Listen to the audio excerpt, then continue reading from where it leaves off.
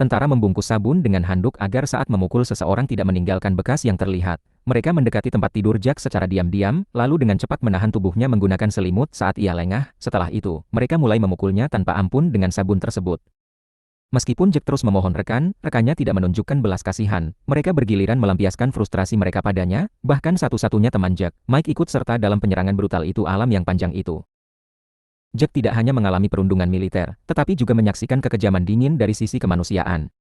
Sejak saat itu, Jack kehilangan senyum jujurnya yang biasa. Ketika dihadapkan dengan pertanyaan sulit dari instruktur, ia kini bisa menjawab dengan lancar dan menjadi seorang penembak jitu yang tidak pernah meleset dari target.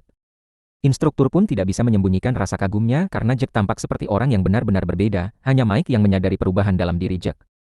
Jack mulai bergumam pada dirinya sendiri saat memegang senjata, dan matanya sering memancarkan sorot liar. Saat pelatihan camp rekrutmen berakhir, instruktur mulai membagikan tugas kepada para prajurit, seperti yang sudah.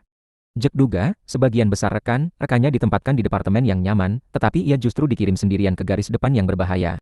Menghadapi perlakuan yang tidak adil, ini langsung memutuskan untuk membalas dendam. Malam itu, saat para tentara berpatroli di asrama, tiba-tiba terdengar suara aneh dari kamar mandi. Ketika seseorang masuk, mereka menemukan Jack duduk di toilet sambil menatap dengan garang. Mike ketakutan. Jack sedang mengisi peluru, menyadari ada yang tidak beres. Mike berusaha keras menghentikannya, tetapi Jack tidak berniat mematuhi perintah.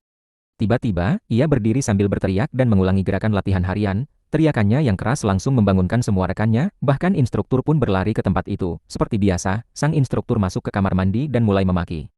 Namun saat Mike memberitahunya bahwa Jack membawa peluru sungguhan, sikap instruktur berubah total. Ia tersenyum, meminta maaf, dan memohon agar Jack menurunkan senjatanya, tapi Jack mengabaikannya sepenuhnya.